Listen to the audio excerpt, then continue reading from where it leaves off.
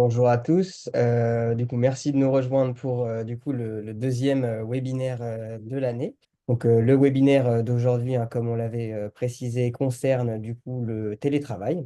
On va vous expliquer les grands principes, redéfinir la question du télétravail, comment on le met en place, qu'est-ce qu'il faut analyser en premier lieu avant de avant de décider de le mettre en place, quels sont les avantages et les intérêts.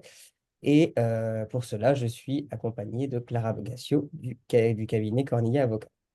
Bonjour. Comme d'habitude, hein, vous pouvez poser vos questions dans l'onglet questions-réponses. On va essayer cette fois, vu que c'est un peu moins dense normalement, d'y répondre à la fin de chaque partie.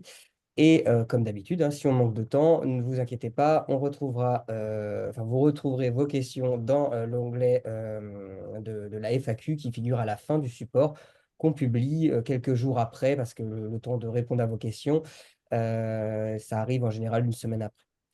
Vous pouvez aussi retrouver l'intégralité des webinaires passés avec le support et le replay. Dernièrement, il y a eu un petit délai concernant le replay, mais c'est bon, depuis que Myriam a rejoint nos effectifs, on va revenir sur un rythme normal. Quand vous posez une question, bon, même si là, on essaie de répondre à chaque fin de partie, précisez bien le contexte, comme ça, quand on reprend avec Clara, on sait bien de quoi vous parlez et c'est plus facile pour bien comprendre votre problématique et qu'on puisse bien vous répondre.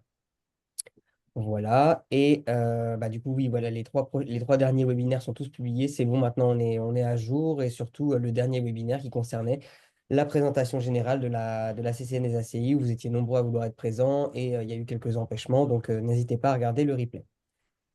Et enfin, juste pour la partie introductive, le prochain webinaire, aura lieu le vendredi 21 mars 2025 et sera consacré justement au rôle du président, du directeur, les statuts de l'association et les délégations de pouvoir, comme j'ai pu le dire.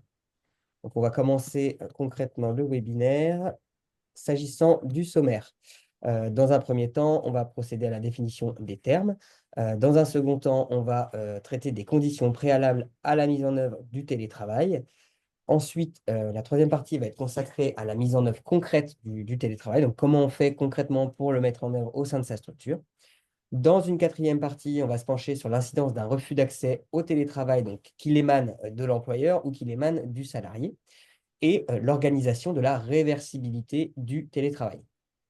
Une cinquième partie va être consacrée au statut du télétravailleur, une sixième au management dans le cadre de la mise en place d'un système de télétravail, et une septième partie va être consacrée à l'environnement de télétravail pour tout ce qui va être les équipements, le logement, etc. Enfin, la huitième et dernière partie sera consacrée à la prise en charge des frais professionnels du télétravail et à la gestion des divers avantages dans ce cadre.